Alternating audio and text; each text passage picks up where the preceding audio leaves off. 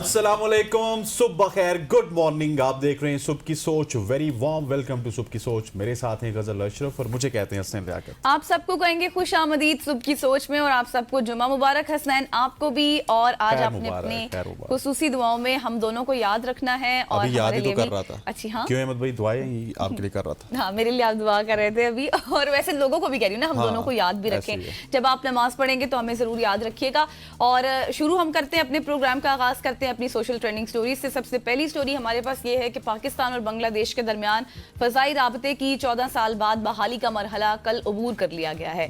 Bangladesh airline की पहली परवाज ढाका से कराची के लिए रवाना हुई, जिसके जरिए दोनों ममालिक के शहरियों के लिए सफरी सहूलत में इजाफा होगा। ये परवाज तिजारती और सयाती शोबे में रवाबित को फरोग देने के साथ साथ दोनों ममालिक के दरमियान बाहमी ताल्लुकात को भी मुस्तहकम करेगी। हुकाम के मुताबिक इस इकदाम से मुसाफिरों को सहूलत के साथ साथ वक्त और अखराजात की बचत भी होगी। पाकिस्तान और बांग्लादेश के शहरी अब बराह रास्त फजाई सफर के जरिए आसानी से एक दूसरे के शहरों का दौरा कर सकेंगे, जिससे तिजारती और इक्तिसादी रवाबित में भी इजाफा होने की तवक्को है। ये परवाज दोनों ममालिक के दरमियान दोस्ताना ताल्लुकात में नया बाब आप ये कहें कि खोलने का सबब भी बन सकेगी। और तकरीबन 12 साल मेरे ख्याल से पहले 14 साल जो है वो उसके बाद खुली है ये परवाज। कोई डिप्लोमेटिक कोई पॉलिटिक्स रिलेशंस जो थे वो खराब थे, और जब इस तरह की चीजें खराब होती हैं तो आपके विजिट्स, आपकी ट्रेड, आपकी जो फजाई हुदूद है वो बंद कर दी जाती है। बिल्कुल ऐसी है। ये हसीना वाजिद के दौर में बंद हुई थी और अब हसीना वाजिद क्योंकि इंडिया में और जो इस वक्त की गवर्नमेंट है वो पाकिस्तान के साथ, उसका ताल्लुकात भी अच्छे हैं, झुकाव भी उनका पाकिस्तान के साथ काफी ज्यादा हमें नजर आता है। और ये बड़ा अच्छा है क्योंकि हम देखते हैं आज से 20-25 साल पुरानी बात की जाए तो हमारे जो बुजुर्ग हुआ करते थे वो बांग्लादेश नहीं कहा करते थे, वो कहते थे कि मगरबी पाकिस्तान। और वो जो 71 का सानिया था उसमें मगरबी पाकिस्तान का जिक्र करते थे। और एक में इसमें कंपैरिजन भी आपको गजल बताना चाहता हूँ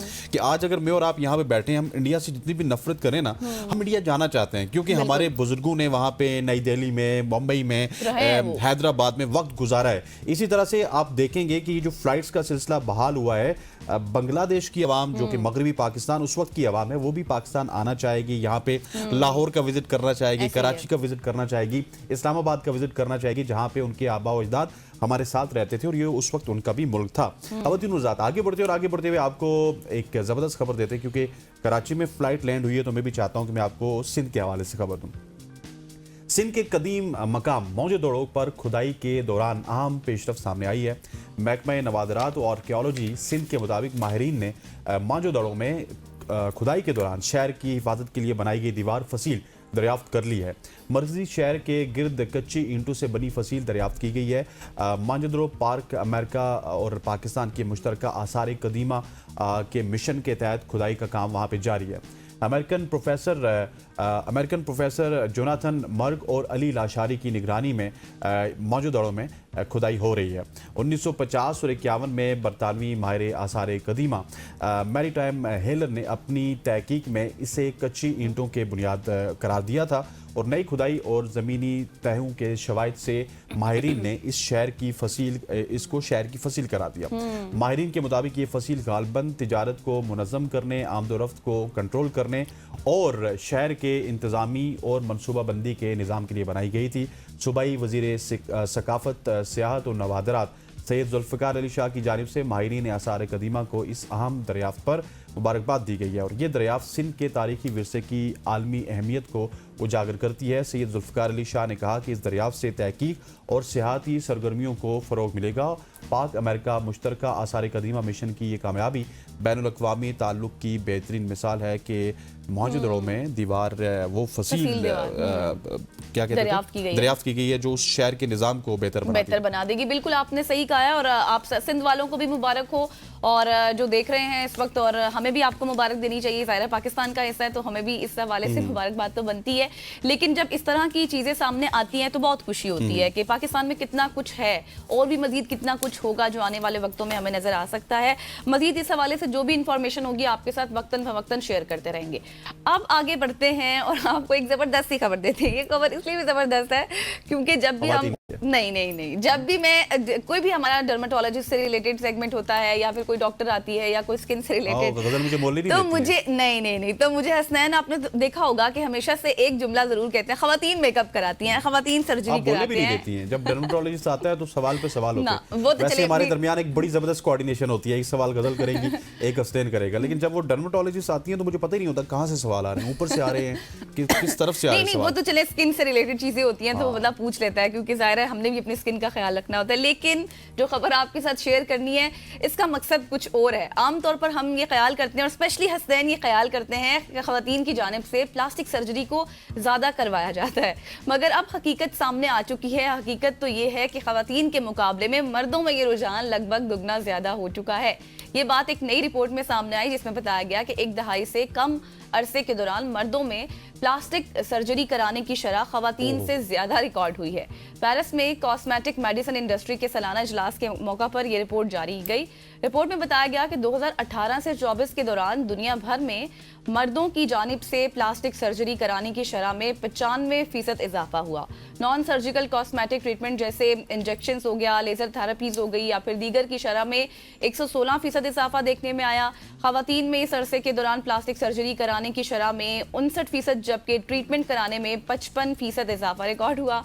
रिपोर्ट मजीद ये भी बता रही है कि ये रुझान मशरक़ वुस्ता और लातीनी अमेरिका में ज्यादा देखने में आया है, जिससे वहाँ समाजी रवायात या फिर आप ये कहें कि तब्दीली और मर्दों में कॉस्मेटिक सर्जरी या दीगर तरीक़ाकार को अपनाने में तब्दीली का इंदिया मिलता है। रिपोर्ट मजीद ये बता रही है कि माजी की नस्लों के मुकाबले में अब जवान अफराद कम उम्री में कॉस्मेटिक अद्वियात तक रसाई हासिल कर रहे हैं, मगर अब भी 84% प्लास्टिक सर्जरी आप ये कहें कि या नॉन सर्जरी ट्रीटमेंट्स खवातीन की जानिब से करवाया जाता है, जबकि बाकी 16% मर्द कराते हैं। और 10 या 15 साल की जो खवातीन है उनकी शरह ज्यादा थी, मतलब पहले की अगर निस्बत बात की जाए पूरी तो। कहानी गजल ने आपको बताई, लेकिन आखिर में आके इन्होंने एक लाइन बोली देखिए है वो तो और कहीं उसमें कहीं पे है उन्होंने ना, वो कहा तो कि कहीं ये कहीं पे है। खवातीन अभी भी ज्यादा करवाती है, लेकिन ये लैटिन अमेरिका की बात हो रही है, ये जी। यूरोप की बात हो रही है, ये फ्रांस जर्मनी की बात हो रही है।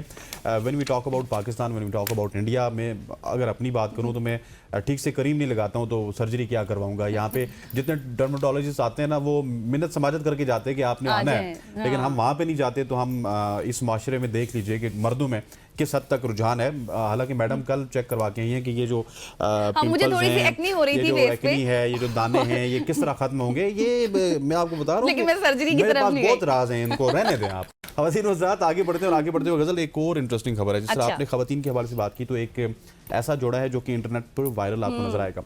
100 साल से जायद उम्र का चीनी जोड़ा इंटरनेट पर वायरल हुआ है, क्योंकि इन दोनों की तारीख पैदाइश और साल भी एक ही है। अच्छा। इस जोड़े ने अपनी लंबी ज़िंदगी का जो राज है उसको सादगी बताया।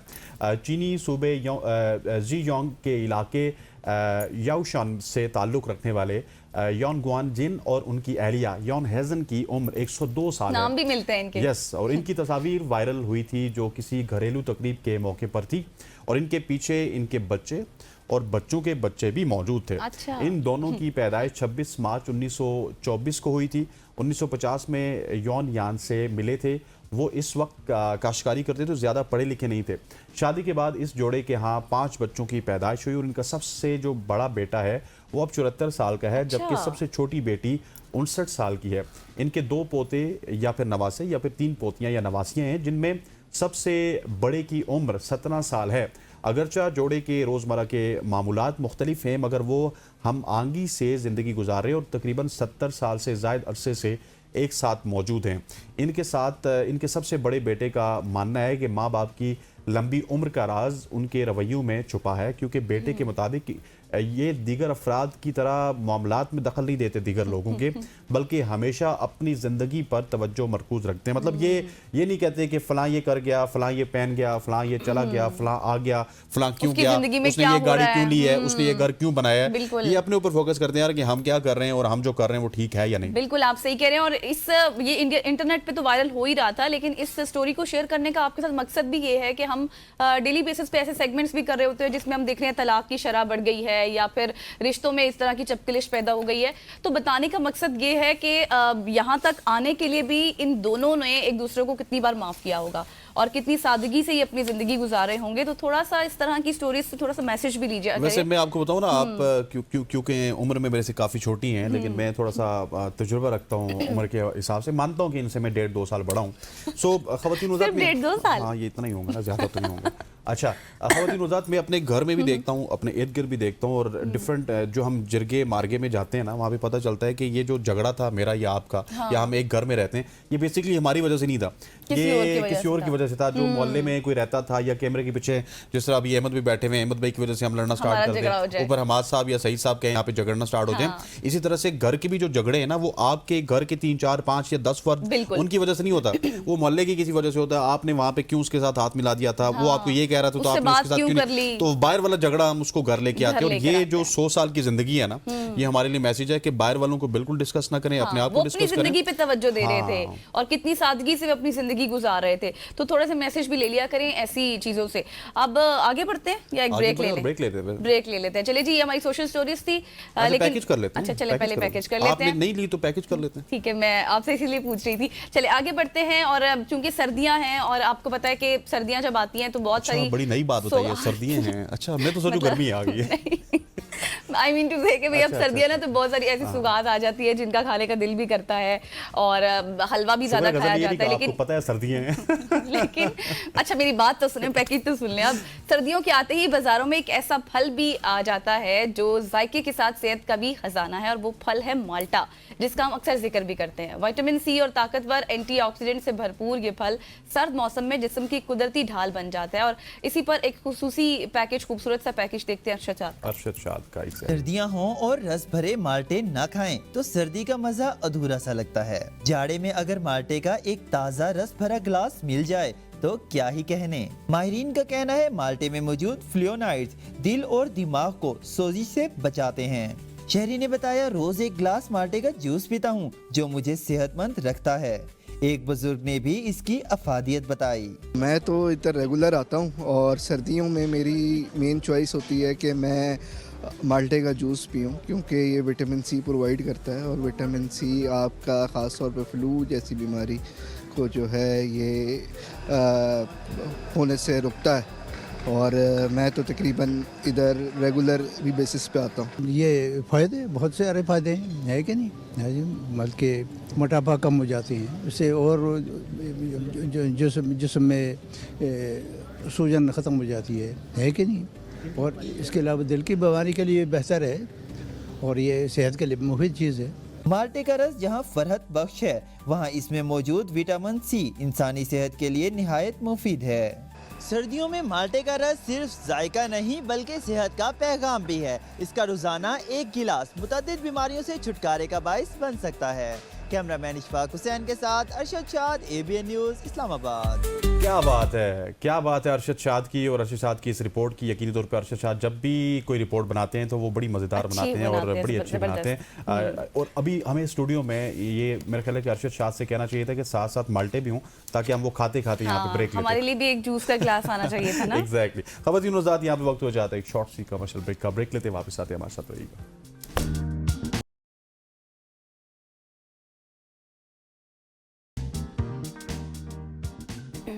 Welcome back after the break. और आपको याद होगा कल हम एक वायरस के हवाले से बात कर रहे थे, जो नीपा वायरस था, जो कि अभी सिर्फ इंडिया में है, लेकिन ज़ाहिर है खदशात मौजूद हैं कि पाकिस्तान में भी आ सकता है, दीगर कंट्रीज़ में भी जा सकता है, इससे इफेक्ट भी हो सकते हैं, क्योंकि हम ऐसे फेजेस से गुजर चुके हैं। पहले डेंगू वायरस, फिर कोरोना वायरस। तो आज हम इसी पर बात करेंगे। भारत में नीपा वायरस के फैलाव के पेश नज़र हुकूमत पाकिस्तान ने अलर्ट जारी कर दिया है। पाकिस्तान में दाखिल होने के तमाम रास्तों पर स्क्रीनिंग के लिए कहा गया है। एडवाइजरी में तमाम मुसाफिरों की गुज़श्ता 21 दिन की मुकम्मल सफरी और ट्रांजिट हिस्ट्री की तस्दीक लाजमी करार दे दी गई है। नीपा से मुतासरा इलाकों से आने या गुजरने वाले मुसाफिरों की खुसूसी निगरानी की हिदायत भी की गई हैं। ताहम तमाम पॉइंट्स ऑफ एंट्री पर थर्मल स्क्रीनिंग और तिबी मुआयने भी करार दे दिया गया है। किसी मुसाफिर की बुखार की हालत और दीगर अलामात पर भी फौरी तौर पर हिदायत जारी की गई हैं। नीपा वायरस के अलामात की बात की जाए तो उसमें बुखार है, सर दर्द है, सांस की तकलीफ है, फिर एसाबी अलामात शामिल हैं। मुश्तबा मरीज को फौरी तौर पर आइसोलेट करके मुतल्लिका इदारों को रिपोर्ट करने की हिदायत दी गई है। और इसी मौजू पर बात करेंगे। इसके सिम्टम्स भी सेम ही लग रहे हैं वैसे। बिल्कुल ऐसी है। इसी मौजू पे बात करने के लिए डॉक्टर राना जवाद साहब हमारे साथ मौजूद हैं, global health statistics and implementation head हैं। Sir, thank you so much for joining us. सबसे पहले तो ये बताइएगा कि नीपा वायरस है क्या, आसान अल्फाज में, और ये समझाइएगा कि वायरस क्या कुछ कर सकता है और कैसे फैलता है। जी, बहुत शुक्रिया आपने प्रोग्राम में इनवाइट करने का। नीपा वायरस तकरीबन 26 साल पहले मलेशिया में हमें पहली दफा हमने इसको दरियाफ्त किया। और वो जो लोग पिग फार्म्स होते हैं वहां पे कुछ जानवर बीमार हुए और उनको जो हैंडल कर रहे थे इंसान, वो फिर बीमार हुए और उनसे फिर दूसरे लोग जो उनके करीबी कांटेक्ट थे वो भी बीमार हुए। तो पहली दफा हमें इस बीमारी का इस तरह पता लगा। और जब तहकीक हुई तो पता लगा कि जो एक खास किस्म की चमगादड़ें होती है जिन्हें फ्रूट बैट्स भी कहते हैं, वो ऊपर से फल खाए हुए फल नीचे फेंक रही थी जो पाम ट्रीज के थे।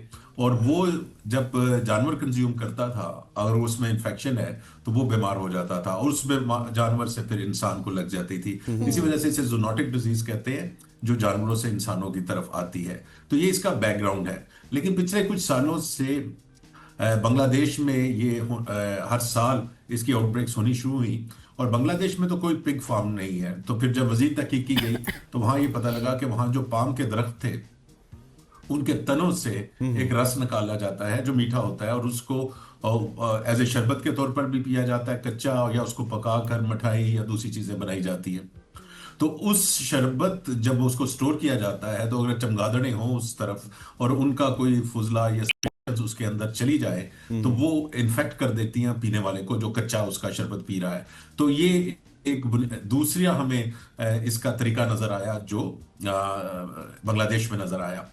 तो खतरनाक ये बहुत है और इसकी वजह से अगर कोई इन्फेक्ट होता है इस बीमारी के साथ तो उसको तकरीबन बाज़ जगह 25 से 75% चांस ये है कि वो जिंदा नहीं रह सकेगा और वो हलाक हो जाएगा। सो इसकी जो मोर्टेलिटी रेट है बीमारी का वो इतना ज्यादा है कि WHO ने इसको उन वायरसेस में शामिल किया है जिनके अंदर ये पोटेंशियल है कि वो आलमी वबा फैला सके। कोविड के साथ फर्क इसका ये है कि कोविड ज्यादा आसानी से लोगों को लग जाता था, ये मोहलक उससे कई गुना ज्यादा है, लेकिन ये इतनी आसानी से आगे ट्रांसमिट नहीं होता। अच्छा होता सर, है लेकिन इनका ये तो आपने बता दिया कि कैसे इसकी सारी प्रोसेसिंग होती है और ये कैसे आपने हिस्ट्री भी बताई, लेकिन ये थोड़ा सा आसान करके बताएगा मजीद कि ये इंसानों में किस तरह से मुंतकिल होता है। जैसे हम दीगर वायरसेस को देखते थे सिर्फ जिस तरह से छू की बीमारी होती है या फिर जिस तरह में कोई खांसी वगैरह आ जाए जैसे कोविड-19 था, वैसे ही देखिए ज्यादा चांस ये होगा कि आप जानवरों से खुद कांटेक्ट करते होंगे तो इससे मुतासिर होंगे। इंसान से इंसान को भी लगती है, लेकिन ज्यादा चांस आपका अभी तक जानवरों से है। तो एक जो पाकिस्तान में जिस चीज का खतरा है, क्योंकि हमारा पाकिस्तान में तकरीबन आधा जो हमारा मशरकी हिस्सा है वो इन चमगादड़ों की रेंज में आता है, यानी कि वो यहाँ पे आ सकती है, क्योंकि हमने आज तक कोई उसका केस नहीं हमें मिला। तो वहां पे खजूरों के बागात हैं और दूसरे भी फलों के हैं। तो मेरी ये रिक्वेस्ट होगी लोगों से कि अगर उनको परिंदों का खाया हुआ कोई फल जमीन पे गिरा हुआ मिले, अध खाया हुआ, और जो हम बचपन में हमें कहा जाता था कि ये मीठा होता है क्योंकि परिंदों ने इसको खाया है, लेकिन आपने उसको नहीं खाना। और कोई भी फल जो आप ले बाजार से, खास तौर पे जो गिरे हुए फल होते हैं बागों के अंदर, उनको खाने से पहले उनको अच्छी तरह उनको धोए। और दूसरा जो खजूर के तने से जो सयाल निकलता है वो उससे जो शरबत बनते हैं या मिठाइयाँ बनती हैं बाज़ इलाकों में, उनको खाते हुए ये देख लें कि ये कच्चा ना हो और उसको पकाया गया हो ताकि इन्फेक्शन उसके अंदर ना हो। तो ये दो चीज़ें, बीमार जानवर या परिंदा आपको नजर आए तो उसको खुद जाके हैंडल ना करिए। जिन लोगों का काम है उनको बुलाइए, वेटनेरियंस को बुलाइए, वो अपनी एहतियात के साथ उसको करें। ये तो हो गया वो। अगर किसी आदमी को और अगर ऐसी अलामत हैं जिसमें हमें शक हो रहा है कि इसको नीपा वायरस है, तो ये इंतहाई खतरनाक बीमारी है, तो उसको अस्पताल के अंदर आइसोलेशन में रखा जाता है और उसके लिए अच्छा, जो भी सर आपने इस बीमारी के हवाले से बताया कि बड़ी वो बीमारी है, क्वारंटीन कर दिया जाता है, आइसोलेट कर दिया जाता है। तो अगर एक दफ़ा ये चमगादड़ से आपको लगा है तो उसके बाद ये किसी दूसरे इंसान को तो मुंतकिल हो सकता है। जिस तरह से कोविड-19 में हमने देखा था, छींक, खांसी, हाथ लगाने से एक शख्स से दूसरे शख्स में फैल सकता था। तो अगर किसी को नीपा वायरस हो चुका है तो उससे हमें दूर रहना चाहिए, उससे मुंतकिल हो सकता है आगे जल्दी से पर्सन भी ये कन्वे हो जाता है। तो इस वजह से अगर आपको याद हो कि कोविड के इब्तदाई दिनों में हम जो प्रिकॉशंस बताते थे वो ये था कि साबुन से अच्छी तरह आप हाथ धोएं, आपकी जो सर्फेसेस हैं वो साफ हों, और अगर कोई बीमार है जिसको जुकाम है, आपको फील होता है, क्योंकि इसकी अलामत जो है वो वही है जो किसी वायरल फीवर वाली होती है, कि उसको बुखार चढ़ा होगा, जिस्म कमजोर होगा, वॉमिटिंग आ रही होगी, और अगर ज्यादा उसकी तबीयत खराब है तो उसको झटके लग सकते हैं जिस्म के अंदर। तो अगर कोई ऐसा शक वाला भी मरीज है तो उससे आपको मिलने से एहतराज करें, नंबर 1। बाकी की जो एहतियातें हैं वो जो सरफेस वाली एहतियातें हैं कि दिन में 4-5 दफा साबुन से हाथ धो लें, और वही है। और उसके बाद ये है कि बीमार शख्स के पास, स्पेशली अगर उसका वेंटिलेटेड रूम नहीं है, उसकी दरवाजे खिड़की नहीं खुली है, कोई भी किसी भी बीमारी की वजह से हो, तो आपको एहतियात करनी चाहिए। इसके अलावा कोई ऐसा खास नहीं है। लेकिन मैं फिर लोगों में पैनिक नहीं फैलाना चाहता। पाकिस्तान में आज तक इसका कोई केस नहीं मिला। हमारे हमसाया ममालिक में इस वक्त आउटब्रेक चल रही है, तो इस वजह से ये हम एहतियात का जो है लोगों को बता रहे हैं। उसमें ये रखिए कि अगर कोई ऐसा मरीज है जो किसी गैर मुल्क से आया है और उसके साथ ये अलामत है, और उसने किसी वहां पे जानवरों के फार्म पे टाइम गुजारा है या कोई इस तरह का, तो उस पे हमारा शक ज्यादा होगा।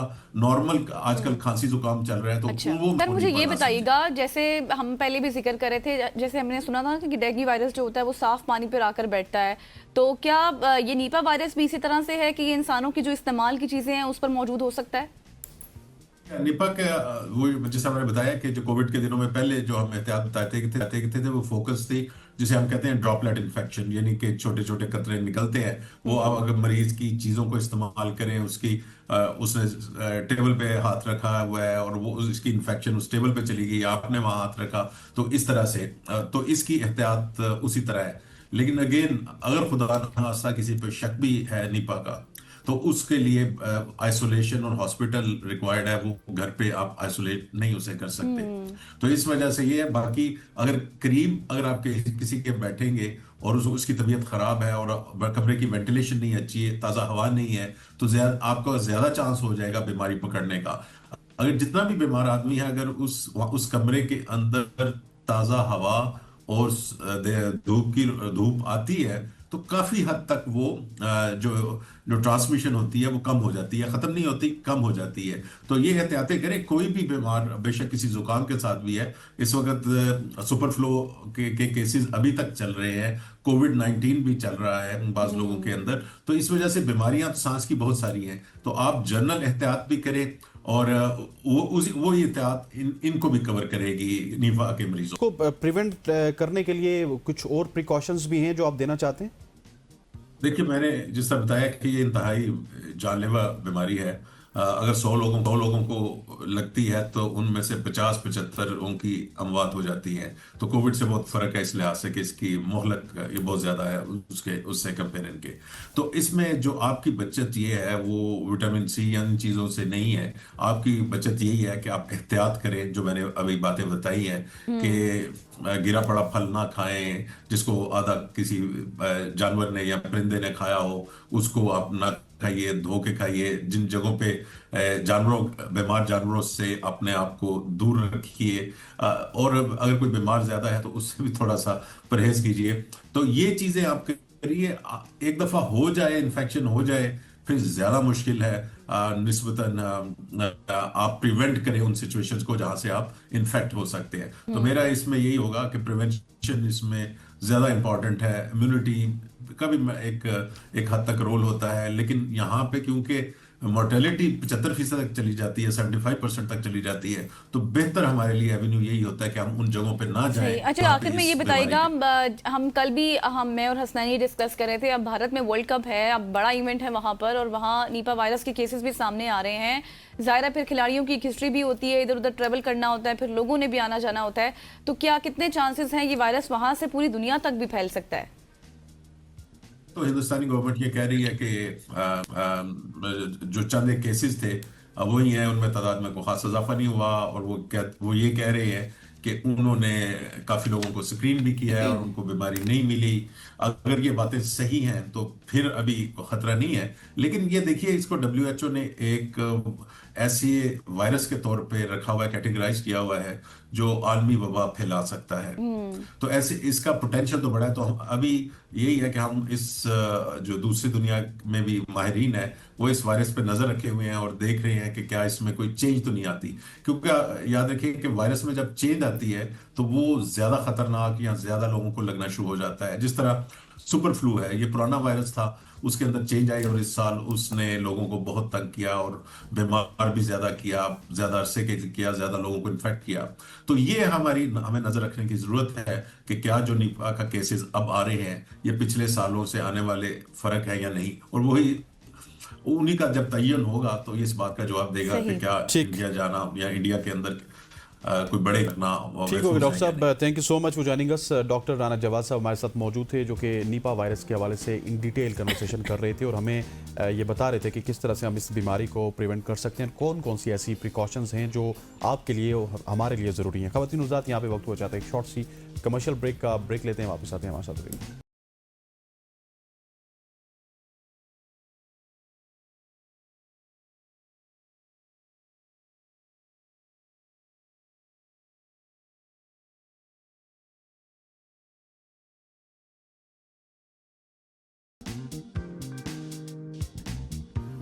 वेलकम बैक ख़वातीन वज़ात। मुल्की सियासत की बात करेंगे। मुल्की सियासत एक बार फिर बानी पीटीआई के इर्द गिर्द हमें घूमती हुई नज़र आती है, जहाँ पे पहले तो ये बताया गया कि बानी पीटीआई की आंखों को कुछ नहीं है गवर्नमेंट की जानिब से, लेकिन उसके बाद कल वज़ीर इत्तलात अता तारड़ साहब ने जो कुछ कहा है और तस्दीक की है, उसके बाद बहुत सारे जो हल्के हैं उनमें तशवीश मज़ीद बढ़ गई है कि हुकूमत की जानिब से पहले इसको बिल्कुल नहीं माना जा रहा था, अब माना गया, तो मतलब कि मामला कुछ सीरियस है और पाकिस्तान तहरीक इंसाफ में काफ़ी ज़्यादा बेचैनी पाई जा रही है। इसके अलावा हम बात करेंगे तहरीक इंसाफ और इस्टेब्लिशमेंट के दरमियान जो राब्ते हैं उनमें जो बंदिश की खबरें हैं, क्या वो बहाल होंगे नहीं होंगे, इन दो हवालों से बात करेंगे। बिल्कुल जी, और इन्हीं पर बात करने के लिए हमें ज्वाइन कर चुके हैं उमर दराज गोंदल साहब। आप और भी हैं, एंकर पर्सन भी हैं। Thank you so much Umar for your time.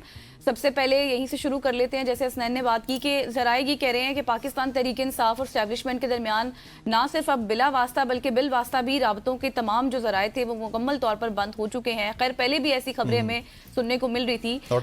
हाँ बिल्कुल, आपके ख्याल में अब इसका पाकिस्तान की सियासत, इस्तेहकाम या फिर आइंदा सियासी मुज़ाकरात पर कैसे असरात हो सकते हैं? अच्छा, मेरा ख्याल है कोई ये नई खबर नहीं है ये कहना कि डेडलॉक पहले नहीं था और अब हो गया। डेडलॉक ऑलरेडी है। अगर कोई राब्ते थे भी तो वो सतह के थे जो डिसाइसिव राब्ते नहीं थे। यानी मैं एक मिसाल देता हूं कि अली अमीन गंडापुर शायद एक चैनल थे तो वो चैनल बंद हो गया, या बैरिस्टर सैफ एक चैनल थे तो वो बंद हो गया।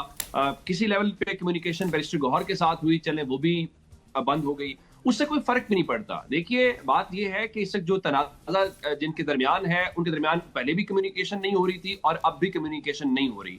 ये जो चीजें हैं इसके असरात ज्यादा से ज्यादा क्या होंगे, वही जो हमने पिछले 4-5 महीनों में देख रहे हैं। हाँ, इसमें तलखी ज्यादा होगी। जब आप एक दरवाजा, एक रास्ता, खिड़की बंद कर देते हैं तो फिर चीजें थोड़ी सी हीट अप हो जाती हैं। मेरा ख्याल है कि वही पाकिस्तान की पॉलिटिक्स के अंदर हमें देखने को मिलेगा। ये नहीं होना चाहिए था। और जहां तक वर्किंग रिलेशन होता है, मेरा ख्याल है पीटीआई की जो एक सूबे में गवर्नमेंट है खैबर पख्तूनख्वा में, वहां की जो इंतजामिया है, जो गवर्नमेंट है सुहेल आफरीदी की, बेशक वो जो स्टांस ले रहे हैं वो बड़ा ही पॉपुलर अपनी तरफ से ले रहे हैं, या आप कहने को यूं कहिए कि एंटी एस्टैब्लिशमेंट का स्टांस जाहिर होता है।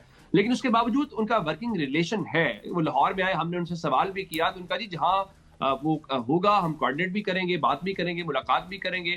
तो मेरा ख्याल ये है कि ये एक पुरानी बात है। डेडलॉक पहले भी था। अगर किसी लेवल पे, नीचे वाले लेवल के ऊपर राब्ते थे भी, तो मेरा ख्याल है अब वो नहीं हो रहे। ओवरऑल इस पे कोई बहुत बड़ी बात नहीं है। अच्छा साहब, मुझे ये बताइएगा कि जिस तरह मैंने अपने इंट्रो में भी कहा था, एक तरफ अता तारड़ की जानिब से कहा जा रहा है कि बानी पीटीआई की आंखों का सिर्फ मुआयना हुआ है, दूसरी जानिब पाकिस्तान तहरीक इंसाफ ये दावा कर रही है कि उनकी आंख का ऑपरेशन हुआ है। क्या हुकूमत को कोई बाज़ाब्ता मेडिकल रिपोर्ट या फिर वाज़ेह तस्दीक जारी नहीं करना चाहिए ताकि ये जो इबहाम है ये खत्म हो? हमेशा देर कर देता हूं मैं। वो वाला कुछ सूरत है इस गवर्नमेंट के साथ। देखिए, आप 3 दिन से ये मामला चल रहा था, स्पेकुलेट होता रहा, मुख्तलिफ लोग बात करते रहे। गवर्नमेंट, मैंने खुद लाहौर में इंफॉर्मेशन मिनिस्टर पंजाब अज़मा बुखारी साहिबा से सवाल किया, क्योंकि पंजाब गवर्नमेंट की डोमेन में आती है डयाला जेल, कि क्या इमरान खान को वहां से निकाल के पिम्स ले जाया गया है। तो उन्होंने ना उसकी कोई तस्दीक की ना तरदीद की। हाँ, इतना जरूर कहा कि वो सेहतमंद है, बिल्कुल ठीक है। इसी तरह से अता तारड़ साहब ने जो गुज़श्ता रोज गुफ्तगू की है उससे बहुत बेहतर होता कि आप जब उनको लेकर गए थे, जो कि गवर्नमेंट ने अब खुद उस बात को कंफर्म कर दिया है, उसकी तस्दीक कर दी है, आप एक स्टेटमेंट जारी करते हैं, यानी एज ऑफ दिस मोमेंट अगर आप गवर्नमेंट से बात करें, वफाकी हुकूमत से उनसे कहें कि जी आप क्यों नहीं मुलाकात करवाने देते, वो कहेंगे जी ये तो डोमेन आती है सूबाई हुकूमत की। अच्छा, सूबाई हुकूमत से बात करें, वो कहते हैं जी ये तो डोमेन ही सूबा अडयाला जेल की है। यानी मैं ये बात इसलिए कर रहा हूँ कि इस लम्हे तक भी, एज ऑफ दिस मोमेंट भी, हमें सुप्रीडेंट अडयाला जेल की तरफ से नहीं बताया गया कि इमरान खान को किस सिलसिले में अडयाला जेल से निकाल के पिम्स ले जाया गया, और अगर उनका ट्रीटमेंट हुआ या कोई प्रोसीजर का लफ्ज़ जो इस्तेमाल किया जा रहा है, वो प्रोसीजर क्या था, कैसा हुआ, और खान साहब सेटिस्फाई हैं, उनकी सेहत कैसी है। यानी ऑफिशियली कुछ बताया नहीं जा रहा। बहुत अच्छा होता ये अगर हफ्ते को लेकर गए थे तो इतवार वाले दिन एक स्टेटमेंट जारी कर दी जाती, जिस तरह माजी में जारी होती रही है, या कहीं कह दिया जाता। ताखीर की वजह समझ नहीं आई। अगर आप इतने अच्छे बन रहे हैं कि देखिए जी हम ट्रीटमेंट दे रहे हैं, तो आप अगर जेल से निकाल के हॉस्पिटल लेके जा रहे हैं, इससे अंदाजा तो होता है कि कोई गड़बड़ थी या तबीयत उनकी ठीक नहीं थी। तो इसमें कोई कबाहत नहीं थी। उनकी फैमिली को इन्फॉर्म किया जाता, अगर इन्फॉर्म नहीं किया गया, उनको साथ ले जाया जाता या मुलाकात उसके बाद करवा देते। मंगल को करवा देते, आपने मंगल भी नहीं करवाया, जुमेरात गुज़श्ता रोज था वो भी मुलाकात नहीं करवाई। तो मेरा ख्याल है गवर्नमेंट के एंड के ऊपर इसको मिस हैंडलिंग कहना चाहिए, इस तरह से इसको हैंडल नहीं करना चाहिए था। बिल्कुल उमर आपसे, और मुझे याद है 2018 में भी जब हमने देखा कि नवाज शरीफ साहब जब बीमार हुए थे तो उनको अपने मौलजीन के मशवरे के बाद पिम्स लाया गया था। अब हम देख रहे हैं कि जो अडयाला जेल है उसके बाद धरने भी हो रहे हैं, फिर उनके डॉक्टर्स से भी उनकी मुलाकात नहीं कराई जा रही। इवन कि जब उनको अडयाला जेल से इमरान खान साहब को निकाल कर लाया जा रहा है तो किसी को मालूम भी नहीं है। तो ये चीजें फिर काफी तजाद है इसमें, और लोग इस पर तनकीद भी कर रहे हैं। मुझे थोड़ा सा ये बताएं कि अब पाकिस्तान तहरीक इंसाफ की जानिब से जो 8 फरवरी वाली कॉल है, उस पर जो कारकुन है वो काफी मुतहरिक भी नजर आ रहे हैं, उनकी तैयारियां भी हैं। आपको क्या लगता है ये एहतजाज वाकई हुकूमत पर कोई मौसर सियासी दबाव डालने में कामयाब हो सकता है? देखिए Tehreek Insaf as a opposition क्या कर सकती है? अपने कारकुन को आपने मोबिलाइज करना है, अपने कारकुन को आपने मोटिवेट भी रखना है। तो ये सबको पता है कि 8 फरवरी को क्या होगा ज्यादा से ज्यादा। चले बहुत बड़ा पावर शो कर लेंगे, चले आप शटडाउन हड़ताल कर लेंगे, पहिया जाम कर लेंगे, तो वाह तो हो जाएगी। क्या खान साहब उससे रिहा होंगे? नहीं, उससे खान साहब रिहा नहीं होंगे। बात यह है कि फिर दूसरा सवाल यह है कि तहरीक इंसाफ के पास ऑप्शन इसके अलावा क्या है? कोई ऑप्शन नहीं है। अदालतों में जाते हैं तो बातें सुनी जाती, अब फिर क्या होगा? एक दिन पब्लिक के पास जाना है। सो उन्हें अपने कारकुन को भी बताना है कि देखिए हम मैदान छोड़ के कहीं नहीं गए, हम बार बार कोशिश कर रहे हैं, हम बार बार अटेम्प्ट ले रहे हैं। और अब तो पीटीआई खुद से कहना शुरू हो गई है कि 8 फरवरी कोई फाइनल कॉल नहीं है, ना इसको फाइनल कॉल समझा जाए। 8 के बाद 9 को भी चलेंगे। वो ये इस तरह की प्रेशर गवर्नमेंट के ऊपर डालने की बार बार कोशिश करेंगे। वो अपने कारकुनों को भी बार बार ये एहसास और तसल्ली देते रहेंगे। सो मेरा ख्याल ये है कि जहां तक तैयारियों की बात है, ये पीटीआई के लिए अपना भी चैलेंज होगा। देखिए आप वो एक टेस्ट भी लगाते हैं कि आपकी तंजीम ठीक तरह से काम कर रही है, कहाँ पे प्रॉब्लम आई। कल को अगर वाकई आप 8 फरवरी को किसी और फरवरी या मार्च के अंदर लेके जाना चाहते हैं तो उस वक्त कहाँ पे चीजें हो सकती हैं। सो मैं समझता हूँ कि एहतजाज तो होगा, इतने खैबर पख्तूनख्वा तो होगा, असल इम्तिहान होगा पंजाब पे।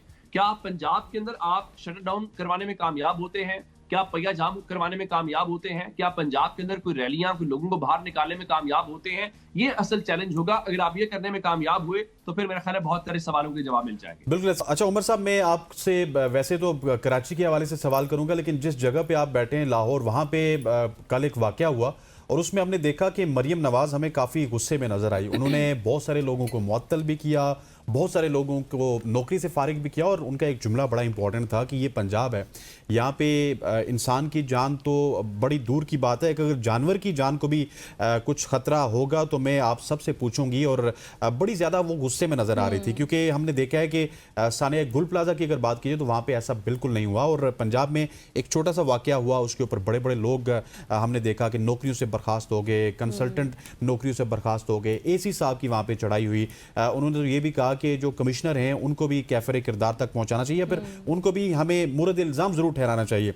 सो अब मैं सानिया गुल प्लाजा के हवाले से बात करना चाहता हूं कि उसके बाद अब ये आवाज़ें उठ रही हैं कि कराची को वफाक के ज़ेरे कंट्रोल लाया जाए, और इस हवाले से सियासी मुतालबे भी जोर पकड़ रहे हैं। किसी इलाके या शहर को किसी सूबे से निकाल कर वफाक के ज़ेरे कंट्रोल लाना एक इंतहाई मुश्किल और पेचीदा अमल है। इसके लिए यकीनी तौर पर उसी सिंध असम्बली में जाना पड़ेगा, आपको करारदाद पास करनी होगी, और वो करारदाद जब पास होगी उसके बाद ही कराची फेडरल का हिस्सा बनेगा, जो कि तारीखी तौर पे जब पाकिस्तान बना था तो कराची वफाक ही था। सो मुझे ये बताइएगा कि इसकी प्रैक्टिकलिटीज कितनी है और ये क्या प्रैक्टिकली पॉसिबल तो है, लेकिन क्या पाकिस्तान पीपल्स पार्टी ये चाहेगी कि वो कराची को वफाक के अंडर कर दें, क्योंकि कराची को वो बहुत ज़्यादा कहते हैं कि मुल्क की मईशत को संभालता है और हम कराची को संभालते हैं। सो पाकिस्तान पीपल्स पार्टी फिर क्या करेगी? जहां तक विफाक की बात है, मैं इस बात से इत्तेफाक नहीं करता। विफाक जितना इस्लामाबाद को शानदार तरीके से चला रहा है, अगर वहां पे क्राइम दुनिया की आइडियल हो गया है, कंट्रोल जो है, तो वहां पे कर लेते हैं। प्रॉब्लम ये नहीं है कि उसको सूबाई हुकूमत के पास रहना चाहिए या उसको विफाक के पास जाना चाहिए। प्रॉब्लम ये है कि अगर सूबाई हुकूमत खुद तो कहती है जी प्रोविंशियल ऑटोनॉमी चाहिए, हमें विफाक से पैसे भी चाहिए, चाहे सिंध गवर्नमेंट हो, पंजाब हो या खैबर पख्तूनख्वा या बलूचिस्तान हो, उससे नीचे आप जो है वो जिसको ट्रिकल डाउन इफेक्ट कहते हैं, आप वो नहीं कर रहे। हमारे यहाँ प्रॉब्लम ये सकती आ रही है कि हमारे यहाँ एक मौसर लोकल बॉडीज नहीं है, क्योंकि कराची में मेयर तो है, लेकिन मेयर के पास कितने इख्तियारात हैं, लोकल बॉडीज के पास कितने इख्तियारात हैं, वो हम सब जानते हैं। इसका हल ये है कि मसला लाहौर का नहीं है, मसला कराची का नहीं है, मसला किसी दूर दराज इलाके का नहीं है, मसला इख्तियारात की मुंतकिली का है। आप ये इख्तियारात सूबे को लेके जाएं, सूबे को कहें कि वो मजबूर हो कि डेवलपमेंट जो है वो लोकल बॉडीज के जरिए होगी, डेवलपमेंट का जो फंड या बजट है उसके जरिए जाएगा। और उसके अलावा अगर आप क्राइम को लेकर या एडमिनिस्ट्रेशन को लेकर, हम जनरल मुशर्रफ की वैसे तो बहुत तनकीद करते हैं, लेकिन जनरल मुशर्रफ ने जिस तरह से वहां पर हमारे सामने एक लोकल बॉडीज का सिस्टम लेकर आए, हमें बिल्कुल उसकी लोगों ने तारीफ भी की, हमें उसी तर्ज का चले, वो ना भी लाए, उसमें आप मजीद वक्त के लिहाज से बेहतरी कर सकते हैं। आपको एक अच्छा लोकल बॉडीज लेके आना है, आपको एक लोकल गवर्नमेंट लेके आना है, जिस तरह मेट्रोपॉलिटन सिटीज के अंदर होता है। वो लाहौर में भी नहीं है, वो कराची में भी नहीं है। चलिए, लाहौर का मसला ये है कि लाहौर के हुक्मरानों का लाहौर में इंटरेस्ट है, कराची के हुक्मरानों का कराची में इंटरेस्ट नहीं है। सो इंटरेस्ट को छोड़ के भी आप लोकल बॉडीज के जरिए इख्तियारात की तकसीम करें, इख्तियारात निचली सतह पे लाएं, ना आपको विफाक के हवाले करना पड़ेगा, ना आपको सूबाई हुकूमत से मसला हो। बिल्कुल, आप कहा, thank you so much. Umar Daraz Gondal हमारे साथ मौजूद थे, और जो हसनैन वो बात कर रहे थे ना कि मसला किसी और चीज है नहीं, इख्तियारात का है। इख्तियारात का, जब ये कंप्रोमाइज हो जाएंगे तो मामला खराब हो जाएंगे। एक मेरा पॉइंट ऑफ व्यू भी है, जिस तरह उमर ने कहा ना कि इस्लामाबाद में क्राइम रेट बढ़ा है। देखिए, क्राइम रेट अगर हम जोरान ममदानी के शहर न्यूयॉर्क की बात करेंगे ना, क्राइम रेट वहां पे भी है, लेकिन व्हेन इट्स कम्स टू कि वहां पे कोई बिल्डिंग जलेगी या कुछ इस तरह का होगा, तो वहां पे पूरी की पूरी जो डिस्ट्रिक्ट गवर्नमेंट है या फिर फेडरल गवर्नमेंट है या फिर सिटी की गवर्नमेंट है, वो हमें एक्टिव नजर आती है और पता चलता है कि कोई कुछ हुआ है। लेकिन कराची के मामले में तो हमें मतलब यार कितनी ज्यादा वहां पे तबाही हुई, और उसके बाद जाके हमें पता चला कि मेयर साहब 32 घंटे बाद आ रहे हैं, सीएम कितने टाइम के बाद आ रहे हैं। खवातीन वज़ात, यहाँ पे वक्त हो जाता है एक शॉर्ट सी कमर्शियल ब्रेक का। ब्रेक लेते हैं, वापस आते हैं, हमारे साथ रहिएगा।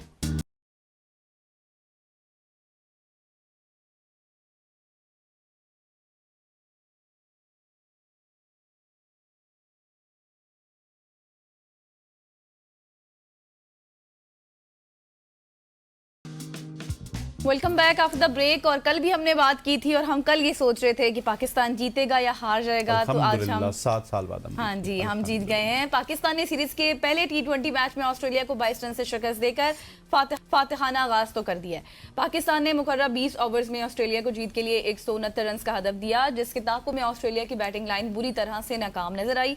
पाकिस्तान टीम ने पहली ही बॉल पर विकेट गंवाने के बावजूद जारहाना अंदाज अपनाया और इब्तदाई 10 ओवर्स में पाकिस्तान ने 3 विकेटों के नुकसान पर 92 रन बनाए। फिर साइम अयूब 40, कप्तान सलमान अली आगा की बात करें तो 39, फिर इसी तरह साहबजादा फरहान बगैर कोई रन बनाए आउट हुए। इसके अलावा बाबर आजम की बात करें तो 24 रन की इनिंग्स खेली। हदफ के ताकुब में ऑस्ट्रेलियाई टीम मुकर्रर 20 ओवर्स में 8 विकेटों के नुकसान पर 146 रन तक महदूद रही। साइम अयूब और इब्रार अहमद ने 2-2, जबकि शादाब खान और मोहम्मद नवाज ने 1-1 विकेट हासिल की है। बिल्कुल ऐसी, और इसी पे बात करेंगे। अहमद नजीब सत्ती साहब हमारे साथ मौजूद हैं, सीनियर एनालिस्ट हैं। अहमद साहब, thank you so much for joining us sir. To start with a huge win for Pakistan after 7 years। 7 T20s हम लगातार हारे, उसके बाद जीते। लेकिन सलमान अली आगा ने एक बड़ा ज़बरदस्त जुमला कहा था अपनी प्रेस कॉन्फ्रेंस में कि हम जब मैच जीतते हैं तो उसके बाद हमें पता चलना स्टार्ट होता है वो तो फुल स्ट्रेंथ टीम नहीं थी, उसमें ये बॉलर नहीं था, उसमें ये बैटर नहीं था, लेकिन हम सर ऑस्ट्रेलिया के खिलाफ जीते और ऑलमोस्ट 4 से 5 प्लेयर्स उनके नामी गिरामी खेल रहे थे। सो कितनी बड़ी जीत है ये पाकिस्तान क्रिकेट के लिए? सबसे पहली बात यह है कि सलमान अली आगा एक सेल्फलेस किस्म का कैप्टन है, और ऐसे लोगों के लिए जो है ना अल्लाह ताला की ज़ात भी आसानी करती है। उसके नसीब में एक रिस्पेक्ट ये आई कि 7 साल बाद पाकिस्तान ने T20 इंटरनेशनल जो है वो कोई मैच ऑस्ट्रेलिया को हराया। लास्ट टाइम पाकिस्तान में जब ऑस्ट्रेलिया 2022 में आया था तो उस वक्त भी उनकी फुल स्ट्रेंथ टीम नहीं थी। अगर आपको याद हो तो उनके जो मेन फास्ट बॉलर्स थे वो टेस्ट सीरीज के बाद चले गए थे, उससे हम वो नहीं जीत सके थे। ऑस्ट्रेलिया की जो सेकंड स्ट्रेंथ भी हो ना, वो हमारी पहली स्ट्रेंथ से बेहतर होती है। They are Australians. हम ये शायद भूल जाते हैं, हम लोगों की प्लेयर की क्वालिटी नहीं देखते। यही वही टीम है जो बड़ा अच्छा करके आ रही थी।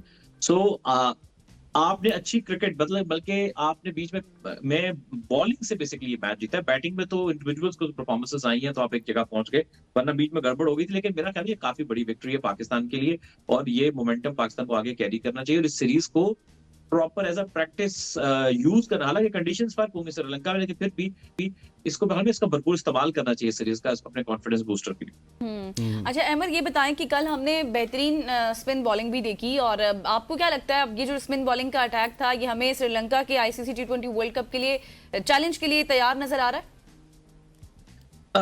मुझे इसमें जो पाकिस्तान की मेन स्ट्रेंथ स्पिन बॉलिंग है।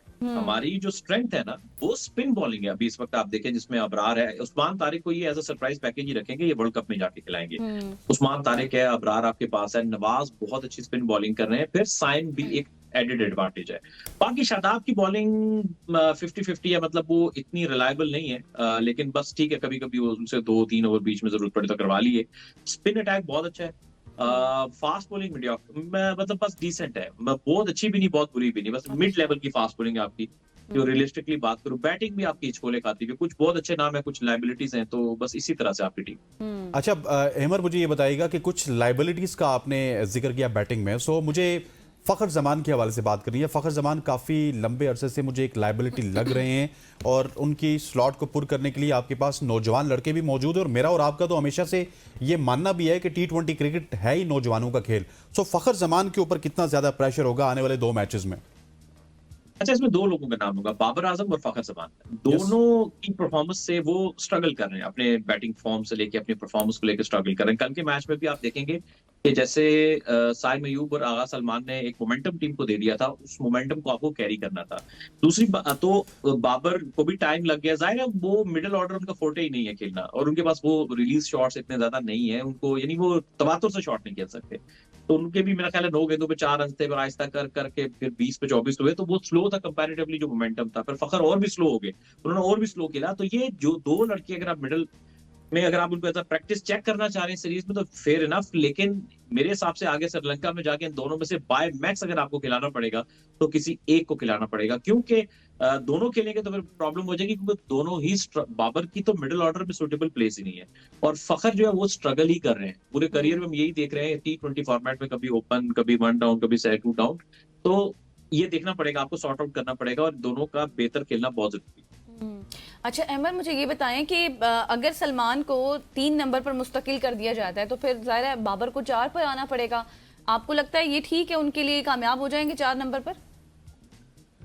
श्रीलंका में अगर मैं देखूं तो मुझे वैसे तो क्रिकेट में अपनी बात कहना मुश्किल है, लेकिन उनके पास जो गेम है स्पिन के अगेंस्ट वो इतनी कोई अच्छी नहीं है, तो 4 पे उनके लिए मुश्किल है। मैं इसीलिए कह रहा था कि बाबर को स्क्वाड में नहीं होना चाहिए था, क्योंकि ये उनके लिए भी मुश्किल है, टीम के लिए भी मुश्किल है। अब आप स्क्वाड में रखेंगे तो 11 में नहीं खिलाएंगे तो एक अलग मसला है। सो मेरे हिसाब से मेरिट पे उनकी जगह नहीं बनती है 11 में। उनकी और फखर के लिए क्वेश्चन मार्क है, स्ट्रेट अवे क्वेश्चन मार्क है।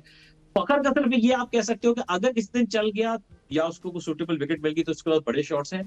बाबर कोलैप्स हो जाए तो आपको एंकर रोल प्ले करके दे सकता है, लेकिन मिडल में वो एक अगर मोमेंटम थोड़ा बेहतर मिल गया तो उनके लिए मुश्किल है। स्पिनर पे तो उनको ज्यादा प्रॉब्लम होता है जब आप श्रीलंका में जाएंगे, जब बॉल थोड़ा सा टर्न भी करेगा। तो मेरे जहन में ये खदशात है। तो ये थोड़ा सा आपने टीम का कॉम्बिनेशन खराब किया है। मेरे हिसाब से आपको यंगस्टर को बैक करना चाहिए था, जैसे अब्दुल समद थे या बाकी आपके नौजवान जिनको आपके रूम में हसन नवाज ने उनको कैरी करे थे। फखर और बाबर ना भी होते तो क्या प्रॉब्लम? बिल्कुल ऐसे। अच्छा, थोड़ा सा मैं माजी के जोरों में जाना चाहता हूँ। मुझे ये बताइएगा अमर कि लेट सपोज आप कह रहे हैं कि बाबर आजम की जगह नहीं बनती है, लेकिन उनका फैन क्लब ये कह रहा है कि बाबर आजम और मोहम्मद रिजवान की जो जगह बनती थी और जहाँ पे वो ओपनिंग स्टैंड में पाकिस्तान के लिए इतनी ज़्यादा फतुहात कर रहे थे, लेट सपोज अगर बाबर और रिजवान होते तो ओपनिंग के अलावा तो उनकी जगह ना बनती ना। और अब अगर वो मिडिल ऑर्डर में या फिर हमें कहीं भी बाबर भी एक्सपोज होते हुए नजर आ रहे हैं, रिजवान भी एक्सपोज होते हुए नजर आ रहे हैं, तो मुझे इस पोजीशन पे तो बाबर और रिजवान का कैरियर खत्म होता हुआ नजर आ रहा है। देखो, बात मैं ये कहूंगा कि देखिए टीमें इवॉल्व होती हैं। दोनों ने एक वक्त तक ओपनिंग में अच्छी जॉब की, दैट्स गुड, बट वो एंड नहीं, वो आपकी डेस्टिनी नहीं थी। वो लंबे अरसे तक वो फॉर्मेट, दुनिया में कोई भी 2 एंकर नहीं चल सकते T20 में, that's a sure shot thing. एक टाइम तक चलेंगे, उसके बाद टीमें वर्कआउट कर लेते हैं, तो वो तो एक फॉर्मेट ही नहीं चलने वाला। मिडिल ऑर्डर में दोनों के पास वो गेम नहीं है T20 में। हाँ, अंटिल के को बहुत लो स्कोरिंग टोटल हो तो ठीक है कि वो मिडिल ऑर्डर में, तो आपने स्ट्रेटेजी के हिसाब से टीम बनानी होती है। आपने अपने प्लेयर को एडजस्ट नहीं करना होता कि यार ये प्लेयर है, इनके हिसाब से हमको टीम बना लें, ऐसा नहीं होता। देखिए यही हम गलती करते हैं। तो आपने इस वक्त क्या किया है कि आप मुश्किल में आ गए, तो मेरा ख्याल है कि दो या तो इन फ्यूचर इंप्रूव करें, लेकिन कितना को इंप्रूव करेंगे, बेटर, मैं दोनों के लिए कहूंगा better to concentrate on the जो उनका मेन फॉर्मेट है, बड़े फॉर्मेट पे कंसंट्रेट करें, 50 ओवर की क्रिकेट या तो एमर, इससे पहले कि गजल सवाल करें, मैं फिर एक जिम्नन मेरा सवाल ले लीजिएगा कि फिर आप ये कहते हैं कि दोनों एंकर थे, परफॉर्म तो करते रहे, फिर पकड़े गए, क्या आप समझते हैं कि यहाँ पे बाबर और रिजवान की भी जिम्मेदारी बनती थी, उन्होंने अपनी गेम को इनहेंस नहीं किया T20 क्रिकेट के लेवल तक? देखिए मैं हसनैन, एक तो होता यह है कि दो प्लेयर्स पे बहुत ज्यादा बात होती है, स्पेशली बाबर पे बहुत ज्यादा बात होती है। बात यह है कि गेम तो इवॉल्व होने का नाम है, आपको कहीं ना कहीं अपनी ही स्ट्रेंथ में रहते हुए कुछ ना कुछ आपको ऐसा करना है। सो मेरा ख्याल है कि शायद इतनी T20 में अपने वो रेंज में इजाफा नहीं कर सके, या एक्सप्लोसिवनेस अपने अंदर अपनी ही गेम के विद इन योर शेप नहीं ला सके। रिजवान में उसके पास तो लिमिटेशन थी। तो अगर मैं ये समझता हूँ कि अगर आप T20 नहीं भी खेलोगे उसने, तो you are not a lesser player. Joe Root भी नहीं खेलते, स्टीव स्मिथ भी नहीं खेलते, तो T20 है ही तेज खेलने वालों का नाम। एक है तो एंकर बायबैक्स आपके पास, वो सलमान अब इंप्रूव कर रहे हैं पहले के साथ, तो इट्स नो शेम। बाबर और रिजवान नहीं भी खेलेंगे, they are still a great players, they will be still great players. बड़े फॉर्मेट पे बड़ी बात है कि वो उनको वहां कंसंट्रेट करना चाहिए। और अब मेरा ख्याल है नए नौजवानों को लेकर आना चाहिए। और मैं सिर्फ बैट्समैन की हद तक नहीं रहूंगा, मैं फिर भी कहूंगा आपको फास्ट बॉलिंग को भी नहीं छोड़ना चाहिए। फास्ट बॉलर्स भी आपके कैरी हो रहे हैं, जो कि परफॉर्मेंस उनकी बस 19-20 है, किसी की बिल्कुल नहीं है, किसी की बस कभी है कभी नहीं है। तो आपको इस वर्ल्ड कप के बाद तो उसके लिए डायरेक्शन लेनी चाहिए, अगर आप चाहते हैं कि आपकी टीम इंप्रूव करे। अच्छा अमर, एक मसला काफी अरसे से देखा जा रहा है, वो मिडिल ऑर्डर का है। अब कल भी जब मैच हो रहा तो हमने देखा कि पहले हाफ में तो अच्छी स्कोरिंग होती रही, लेकिन बाद में फिर बहुत जल्दी जल्दी विकेटें गिर रही थी। मतलब 200 का मुमकिन स्कोर था, लेकिन 168 तक महदूद हो गया। तो ये अब मसला इस तरह से चलता रहेगा आगे, फिर वर्ल्ड कप भी है?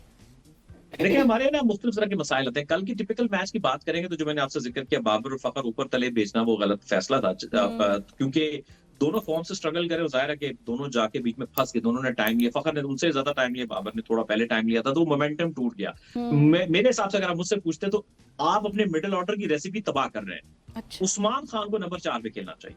आप उसके साथ इतनी ज्यादती कर रहे हैं क्योंकि उसका खेलने का स्टाइल अच्छा नहीं है, तो लोग उसको जज करते हैं, यार फारिग है, इसको मैं गली की टीम में ना रखूं। आप कर क्या रहे हो उसके साथ? वो टॉप ऑर्डर बैट्समैन था, आप उसको मिडिल ऑर्डर में लेकर आए हो। आप कभी उसको 6 पे भेज रहे हो, कभी वो पावर हिटर नहीं है भाई, वो प्रॉपर स्ट्रोक प्लेयर है, तो उसको नंबर 4 पे मैच दो ना यार। नंबर 4 पे उसको 4-5 मैच, तो उसको आपने पीछे कि आपका ऑर्डर होना चाहिए था 4 पे वो, 5 पे शादाब, 6 पे नवाज, क्योंकि आपको मोमेंटम मिल गया था। तो आपने फिक्स बैटिंग ऑर्डर नहीं रखना होता, आपने अकॉर्डिंग टू द सिचुएशन चलना होता है। अब यही प्रॉब्लम है कि जो हम तेज खेलेंगे, तो बाबर या फखर का ये है कि चल गया तो शायद खेल जाए, बाबर के पास वो रिलीज शॉट नहीं है कि वो आधे साथ तेज खेलेगा ना।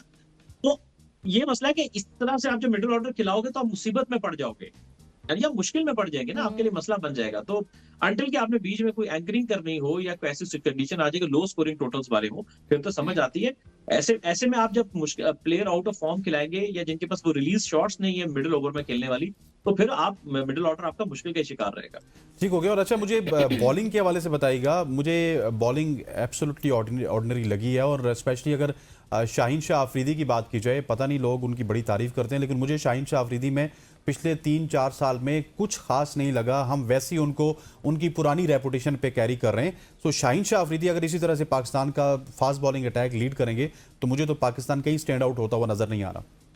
देखिए शाहीन अफरीदी अभी तो आ रहे हैं इंजरी के बाद से, नहीं अभी तो उनका पता ना बिग बैश लीग में उनका चल रहा था इंजरी के बाद। अभी हमें देखना पड़ेगा कि वो, जाहिर एक बॉलर को 2 से 3 मैच या कुछ मैचेस लगते हैं थोड़े से रिदम आने में। ओवरऑल शाहीन अफरीदी की परफॉर्मेंस भी बस जस्ट ओके है, यानी ऐसा नहीं है कि इंटरनेशनल लेवल पे बहुत आउट क्लास, बीच में पैचेस में परफॉर्मेंस है, यानी कुछ बीच में मैचेस में अच्छी बॉलिंग करती, कुछ में बस मजा नहीं आया उनकी बॉलिंग।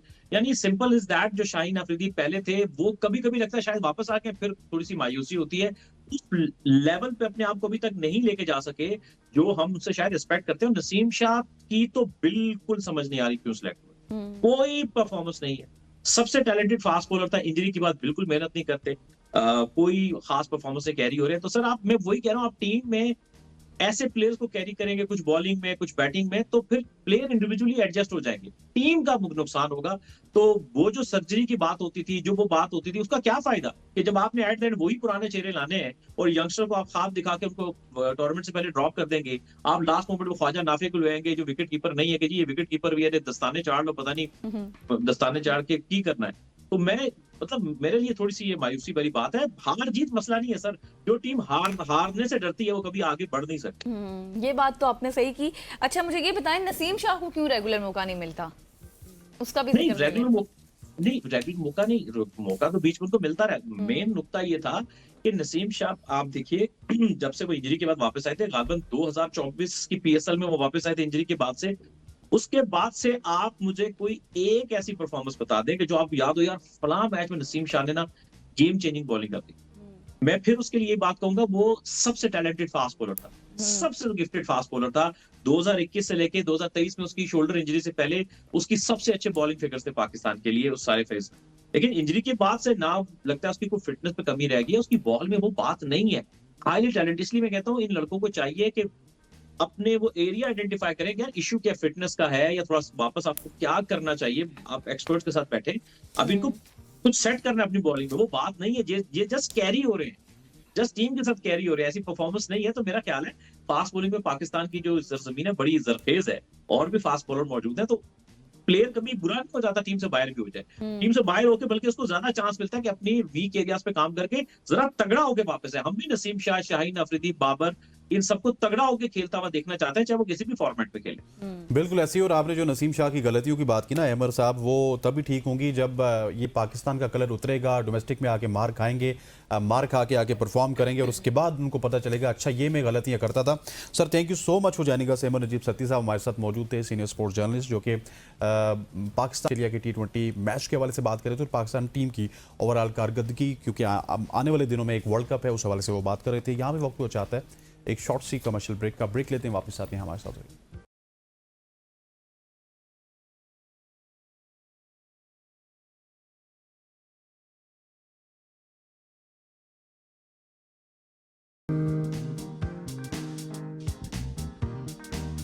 वेलकम बैक खवातीन आज़ाद। कल हम बात कर रहे थे शुगर के हवाले से, डायबिटीज़ से किस तरह से हम जान छुड़ा सकते हैं। चौधरी अशरफ साहब हमारे साथ मौजूद थे, उन्होंने तो पूरी किताब लिखी है कि किस तरह से आप अपनी डाइटरी रूटीन को चेंज करके डायबिटीज़ से जान छुड़ा सकते हैं। लेकिन आज एक और शख्सियत को हमने मदऊ किया और हम ये उनसे जानना चाहते हैं कि एक्सरसाइज कितनी ज़्यादा ज़रूरी है, कौन कौन सी ऐसी एक्सरसाइजेज हैं जो हमें करनी चाहिए, और फिर ये डाइट प्लान्स भी हमें बताएंगे। कल के डाइट प्लान्स तो आपने देखे होंगे, सुने होंगे, उन पे आपने अमल भी करना शुरू कर दिया होगा। लेकिन आज जो शख्सियत हमारे साथ मौजूद हैं, ये आपको डाइट प्लान प्लस एक्सरसाइज बताएंगे और वो जो आपका प्रोसेस है ना अपनी डायबिटीज़ को रिवर्स करने का, वो प्रोसेस और ज़्यादा फास्ट करने के लिए आज हमारे साथ नवीद सिद्दीकी साहब इन स्टूडियो मौजूद हैं। Sir thank you so much for joining अस। बहुत शुक्रिया आपके वक्त के लिए। अच्छा मुझे बताएं कि कल हम जब बात कर रहे थे तो अशरफ चौधरी साहब ने हमें कहा कि आपने आलू, अच्छा हमने उनको बड़ा क्या कहते होते हैं, टाइम दिया उनको ना, उनकी सुनी बात हमने। हाँ, वो किस तरह सुनते होते बात, तहम्मुल से हम उनकी बात सुन रहे थे, जिसमें उन्होंने हमें मना किया चावल,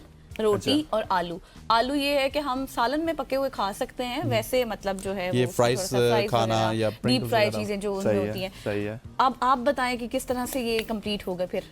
देखें, जो अगर डॉक्टर के पर्सपेक्टिव से बात की जाए तो डॉक्टर जो है वो क्योर की तरफ जाने, इलाज की तरफ ज़्यादा उनका रुझान होता है। जब मैं फ्रॉम फिटनेस एक्सपर्ट और उस तरफ से जब बात करते हैं, हमारे पास जब क्लाइंट्स आते हैं तो हमारी कोशिश दोनों तरफ की होती है। अच्छा। पहले प्रिवेंट कराया जाए, क्योंकि एक बंदा तब आता है जब वो डॉक्टर के पास नहीं जाना चाहता, तब भी वो अपनी हेल्थ और फिटनेस का पहले से ख्याल करेगा।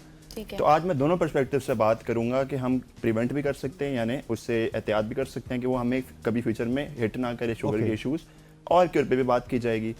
तो बेसिकली जो है वो यही है कि अगर आप फ्रॉम अ फिटनेस पर्सपेक्टिव से बात करें तो सबसे जो मेन तरीका है अपनी इंसुलिन सेंसिटिविटी को बेहतर करने का naturally through diet and exercise is कि आप अपनी बॉडी को फोर्स करें टू बिल्ड मसल। साइंटिफिकली चीज़ प्रूव हो चुकी है कि जिस बंदे के पास ज़्यादा मसल होगा उसकी इंसुलिन सेंसिटिविटी बेहतर होगी ऑटोमेटिकली, क्योंकि मसल जो है वो अल्लाह ताला ने नेचुरल पट्टे जो हमारे नेचुरल स्टोर बनाया है ग्लूकोज का। तो जब एक बंदे की जो ग्लूकोज है वो एब्जॉर्ब बॉडी ऑटोमेटिकली कर रही है, मसल को एज अ फ्यूल टैंक रखा हुआ है, तो उस बंदे को इंसुलिन रेजिस्टेंस के इश्यूज होने के चांसेस बहुत कम हो जाते हैं। तो इसमें जब हम मिसाल के तौर पर अपने डाइट की बात की तो डाइट में मेरा थोड़ा नज़रिया मुख्तलिफ है। मैं इस चीज पे नहीं कि आप अपनी डेली की जो एक रूटीन है जिसमें पाकिस्तान में रहते हुए आप बिरयानी नहीं खाएंगे, चावल नहीं खाएंगे, आलू नहीं खाएंगे, तो कैसे जिंदगी गुजारेंगे। हमारी कोशिश होती है कि उसको साथ साथ रख के और अपने एक बैलेंस क्रिएट करके कि आप लाइफ एंजॉय भी करें और अपने आप को एक आइडिया भी हो कि किस लेवल तक आपने कंट्रोल करना है, उस पर आप ख्याल करें। तो मसल बिल्ड जब आप कर लेते हैं तो उससे आपकी इंसुलिन लेवल्स ऑटोमेटिकली नीचे आना शुरू हो जाते हैं। मतलब जो आपके इंसुलिन की जो रिक्वायरमेंट होती है वो ऑटोमेटिकली नीचे आना शुरू हो जाती है। और उसमें आप साथ में डाइट में जो है वो ये चीज़ें भी कैरी ऑन कर सकते हैं। ये नहीं है कि आपने रातों रात छोड़ दी। अगर बहुत एक्सट्रीम केस पे एक बंदे को बहुत ज़्यादा यूनिट्स लग रहे हैं इंसुलिन के, उस केस में हो सकता है डॉक्टर अपने हिसाब से उसकी वैल्यूएशन करके ये डिसाइड कर ले कि आलू या कार्बोहाइड्रेट्स की जो इंटेक है बिल्कुल जीरो कर दे। लेकिन इन 99% ऑफ द केसेस आप स्लोली भी करते हैं तो आपकी रिमिशन के चांसेस ज़्यादा होते हैं। अच्छा नवीद साहब, मुझे ये बताइएगा कि बहुत सारे ऐसे केसेस आपके पास आए होंगे जिनको शुगर बड़े हाई लेवल पे हुई होगी, उसके बाद उन्होंने एक्सरसाइज स्टार्ट की, अपना मसल बिल्ड किया और शुगर कंट्रोल हुई है या फिर शुगर बिल्कुल सही खत्म हो गई है? इस हवाले से कुछ केसेस हैं जो आप हमारे साथ शेयर करना चाहते हैं? अगर वो उस लाइफस्टाइल को कैरी ऑन करते हैं तो उनकी शुगर की जो एक रिक्वायरमेंट, जैसे किसी को इंसुलिन लग रही है 8 यूनिट्स लग रहे हैं, 16 यूनिट्स लग रहे हैं, तो वो जीरो हो चुके हैं। ओके, जीरो हो चुके हैं, मेडिकेशन बिल्कुल जीरो हो चुकी है एंड अपनी थ्रू फिटनेस लाइफस्टाइल, अपनी अच्छी नींद, अच्छी खुराक और रेगुलर वर्जिश से अपनी ज़िंदगी में वो बेहतरी की तरफ गए हैं। अपने इंसुलिन या डायबिटीज अटैक हिट होने से पहले से भी बेहतर हो चुके हैं।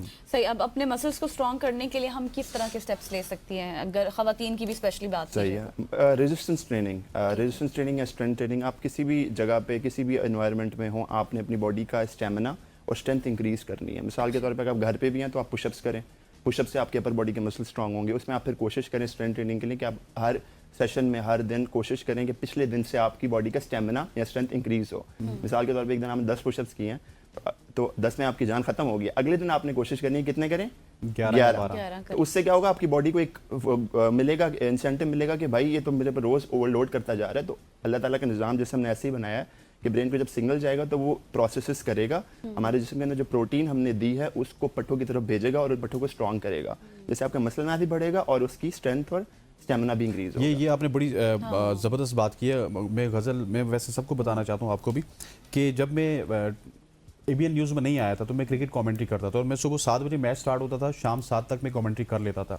लेकिन जब मैं एबीएन न्यूज़ ज्वाइन करने के बाद किसी जगह पे कमेंट्री के लिए जाता था, मेरे से एक ओवर भी नहीं होता था।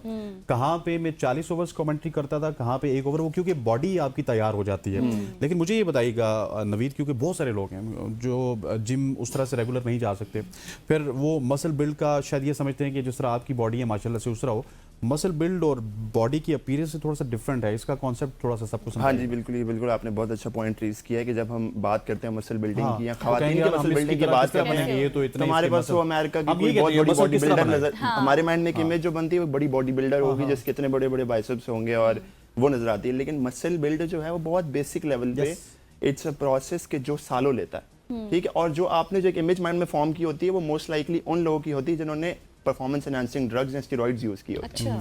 नेचुरली जो है अगर इस तरह की फिजिक भी जैसे अगर आपने बिल्ड करें तो बहुत साल लगते हैं। एक बंदा अगर बिल्कुल जीरो से स्टार्ट करो तो इट टेक्स ईयर्स, और थोड़ी बहुत एक्सरसाइज से कोई बहुत ज़्यादा मसल नहीं बिल्ड होता, बट अंदर से आपके जो फैट रेशियो है वो कम होता है और वही जगह मसल लेना स्टार्ट कर देता है, जिसकी वजह से अपीयरेंस में बहुत ज़्यादा कोई डिफरेंस नहीं आता। बिल्कुल ज़रूरी नहीं है कि आपकी अपीयरेंस बॉडी बिल्डर वाली हो तो आपका मसल है, नहीं, हर बंदे के लिए घर पे ज़रूरी है आज के वो मसल बिल्ड करे अपने कल को बेहतर करने के लिए। बिल्कुल ऐसे। अच्छा नवीद साहब, आप पिछले सवाल के जवाब में आपने कहा ना कि हमें पुशअप्स करने चाहिए। अब फॉर एग्जांपल मैं किसी एजेड लेडी की बात करूं, लाइक अपनी अम्मी की बात करूं, तो वो तो उनके लिए पॉसिबल नहीं होगा पुशअप्स करना, तो फिर उनके लिए किस तरह की एक्सरसाइज होनी चाहिए? उनके हिसाब से बिल्कुल, हम जब हमारे पास कोई बंदा आता है तो हम उसकी वैल्यूएशन करते हैं इनिशियली कि उसके पट्ठों में, उसके जॉइंट्स में कितनी स्ट्रेंथ है। पहले दिन पे अगर आप उसको लेवल 10 पे लेके जाएंगे तो उल्टा आप फायदे के लिए एक्सरसाइज कर रहे हैं तो उल्टा उसका नुकसान हो जाएगा। आपकी जॉइंट पे जोर आ गया तो आपकी हड्डी का मसला हो सकता है, पट्ठे गिर सकते हैं। तो जिसकी जो कैपेसिटी है, मिसाल के तौर पर आपकी मदर हैं, मैं इधर बैठ के आपको बता देता हूँ, अगर वो प्रॉपर उठक बैठक या पुशअप नहीं कर सकती, सबसे बेसिक रेजिस्टेंस एक्सरसाइज उनकी क्या होगी? खड़े होना और बैठना, इसके रोज करना। एक पॉइंट के बाद उनके ये वाले मसल्स जो हैं लोअर बॉडी के मसल्स स्ट्रेंथन होना शुरू हो जाएंगे।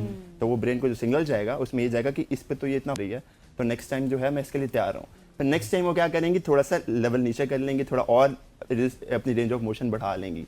एक इंशाल्लाह इवेंचुअली फिर वो 6 महीने 8 महीने के बाद इतनी कैपेबल हो जाएंगी कि वो खुद। वैसे आपके खड़े होने और बैठने की वजह से हमाद के भी मसल में काफ़ी ज़्यादा रेजिस्टेंस आई है, क्योंकि उन्होंने जो है अपने बटन ऊपर नीचे किए, आप एकदम से विंडो में थे वो फुल पे आ गए।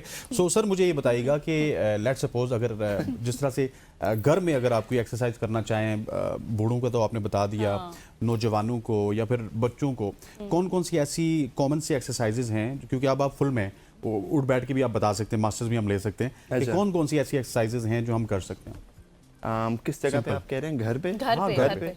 घर पे सबसे बेसिक आप कर सकते हैं, पुशअप्स कर सकते हैं। अगर आप नॉर्मल फ्लोर पे पुशअप्स जो डिफिकल्ट होते हैं वो नहीं कर सकते तो वॉल के साथ आप करके पुशअप्स कर सकते हैं, वॉल के साथ। फिर स्लोली वही बात है, रेजिस्टेंस इंक्रीज करनी है, ब्रेन को आपने कंफर्टेबल नहीं होने देना, आपने पुश करना है। जैसे आप पढ़ाई करते हैं तो ABC से ही शुरू करते हैं, फिर आप अलजेब्रा की तरफ जाते हैं सालों साल, उस तरीके से बॉडी का भी सिस्टम इस तरीके से कि लास्ट टाइम जो आपने किया, आप नेक्स्ट टाइम अपनी लास्ट को बीट करना है। लाइफ का सारा हिसाब ही ऐसे है। तो उसमें यह है कि जो अपने अपनी कैपेसिटी के हिसाब से पुशअप्स कर सकते हैं, स्क्वाट्स कर सकते हैं, जंपिंग जैक्स, रनिंग, खड़े होकर जॉगिंग भी बड़ी एक इफेक्टिव एक्सरसाइज है, वार्म अप में बहुत लोग यूज़ करते हैं। इस तरीके की बहुत सारी, एक अलग सेगमेंट होगा तो इसमें बंदा बता सकता है, लेकिन basic pushups, squats and standing cardio. Thank you so much. Naveed Siddiqui साहब हमारे साथ मौजूद थे और उन्होंने तमाम खवातीन के हवाले से जो थोड़ी सी एजड हैं या फिर जो घर में होती हैं उनके लिए भी एक्सरसाइज बताई है कि आप किस तरह से ABC जैसे आप पढ़ते हैं ना, स्लोली आप किस तरह से शुरू कर सकते हैं बेबी स्टेप्स लेकर, तो ये आपके लिए बेहतर है। यहाँ पर लेते हैं एक शॉर्ट सी ब्रेक, वापस आएंगे, स्टे विद अस।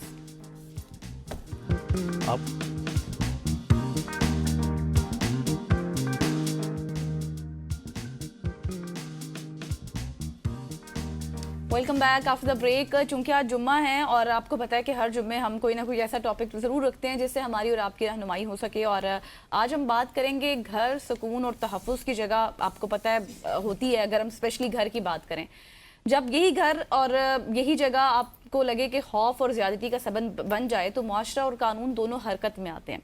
पार्लियामेंट के मुश्तरका इजलास में मंजूर होने वाला डोमेस्टिक वायलेंस एक्ट 2026 इसी समत का एक अहम कदम है, जिसका इत्तलाक इस्लामाबाद में होगा, जिसकी स्टोरी भी अब से कुछ रोज़ पहले हमने आपके साथ शेयर की थी।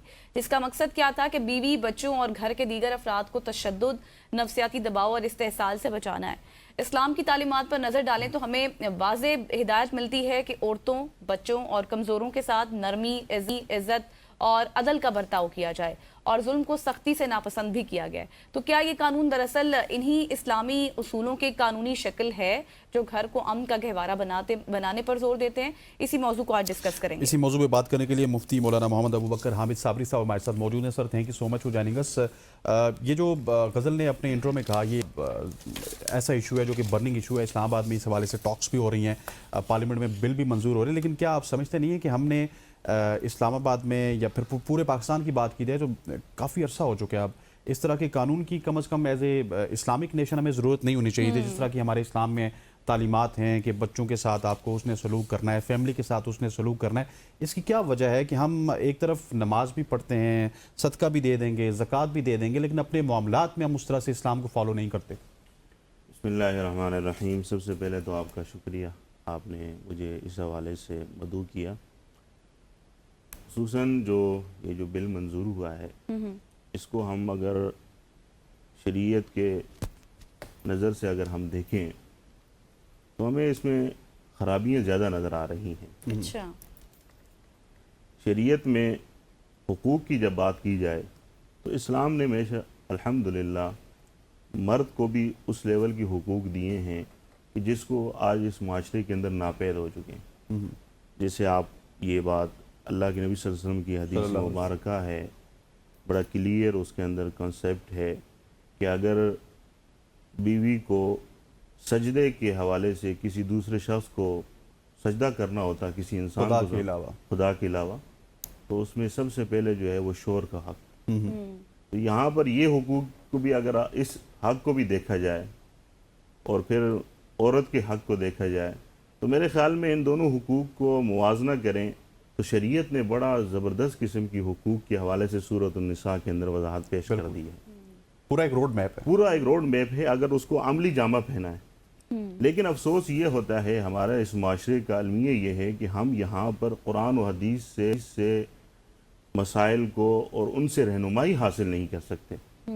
हम जाते हैं इंटरनेशनल सतह के ऊपर कानून साजी को देखते हैं कि वहाँ पर क्या कानून साजी, बल्कि मैंने अभी गुज़िश्ता दिनों रिसर्च भी की इस हवाले से कि जापान के अंदर इस हवाले से जो उनकी कानून साजी हुई हैं वो उसके अंदर तंग हो चुके हैं यानी मियाँ बीवी के हुकूक के हवाले से जापान के अंदर तंग हो चुके हैं। वो उस कानून साजी से बाहर निकल कर शादियों को ज़्यादा से ज़्यादा कॉन्सेप्ट और उनके हुकूक को आज़ाद करना चाहते हैं। यानी ये आसानी के साथ शादी भी हो और उनके एक दूसरे के शोहर और मियाँ एक दूसरे के हुकूक की भी अदायगी करें और अपने कानून और पासदारी से वो निकलें। जो उन्होंने वो सख्त किस्म की पाबंदियाँ लगाई हैं जिसकी वजह से वो मुआशरा तरक्की पजीद तो है, लेकिन मुआशरे के अंदर खुसूसन जो अज़दवाजी ताल्लुकात हैं या दीगर ताल्लुकात हैं उसके अंदर ज़वाल पजीद है।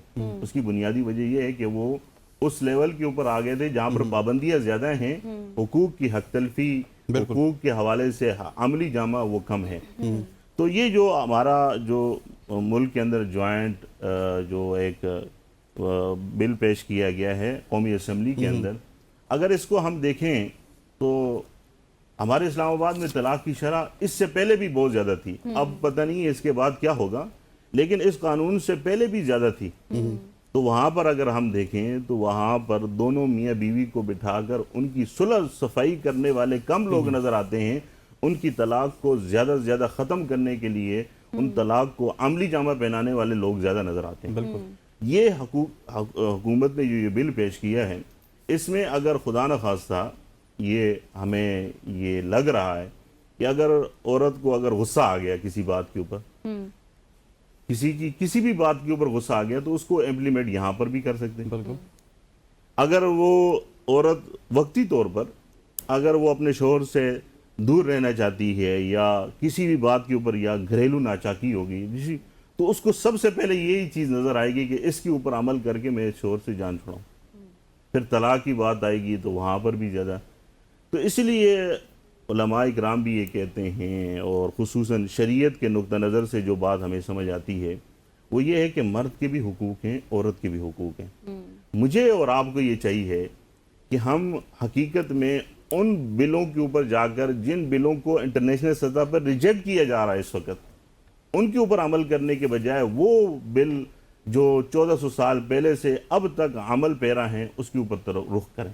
बिल्कुल ऐसा। अच्छा मुफ्ती साहब, अभी आपने जिक्र किया ना, बात यही है कि अगर हम इस्लाम की तालीमात पर अमल करना शुरू कर दें तो फिर तो इस तरह के कवानीन की ज़रूरत ही नहीं है, क्योंकि कुरान और तालीमात जो हैं वो तो हमें पहले से सब कुछ बता चुकी हैं। अब बात ये, जिस तरह से आपने कहा कि अब इस बिल में बहुत से मसाइल भी आपको नज़र आते हैं अगर शरीयत के अकॉर्डिंग देखा जाए। बहुत सारे लोग ये भी सवाल कर रहे हैं कि इस्लाम तो मर्द को ये हुक्म देता है 4 शादियों का, लेकिन बार बार औरत की इस तरह से तस्दीक करना और उसको ये कहना, धमकी देना कि मैं शादी कर लूँगा या फिर तलाक की धमकी देना बार बार, तो क्या ये भी जायज़ है? फिर बार बार ये भी ठीक है इस तरह से करना? मेरे ख्याल में जो मियाँ बीवी के जो आपस के ताल्लुकात हैं उसमें ये हल्की सी धमकी हो जाती है इस्लाह के लिए, इस्लाह की नज़र से। बस औक़ात हमारे इस माशरे के अंदर वैसे दूसरी शादी का नाम लेते ही एक समझें कि घर के अंदर एक बोंचाल सा आ जाता है। अच्छा। लेकिन मैं जो शरीयत का नुक्ता नज़र है उसमें यहाँ पर सज़ा की बात की जाए तो सज़ा में ये है कि अपनी अहलिया को आप मिसवाक जो आप इस्तेमाल करते हैं सुन्नत के लिए उसके साथ आप मार सकते हैं। यानी ये शरीयत का एक नुक्ता है। अच्छा। यानी और हमने उससे क्या ले लिया, हमारे माशरे ने क्या ले लिया कि मार पीट आपने ऐसी उसके ऊपर मुसल्लत कर दी। हमने शरीयत के हुक्म को पढ़ा ही नहीं है बुनियादी तौर पर।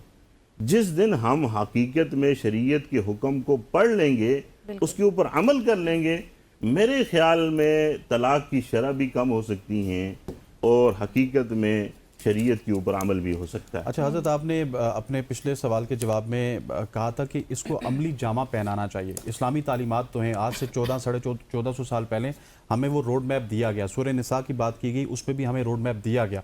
अनफॉर्चुनेटली हम देख रहे हैं कि अगर पाकिस्तान की बात की जाए तो हम उस रोड मैप पे अमल नहीं करते हैं, उसकी इम्प्लीमेंटेशन नहीं करते हैं।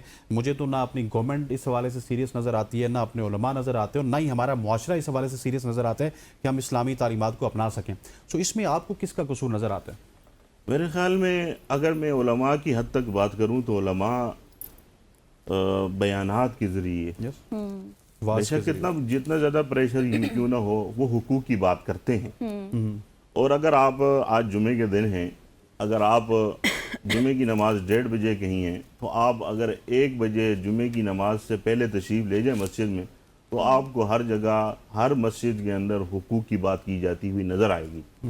लेकिन हमारे यहाँ कॉन्सेप्ट थोड़ा सा अलग सा है कि हम उस वक्त जुमे की नमाज को अदायगी के लिए आ रहे होते हैं जिस वक्त एंड टाइम हो रहा होता है। मौलवी साहब बस अकामत हो रही होती है, ये अकामत हो रही होती है, ये अलमिया हमारे माशरे का।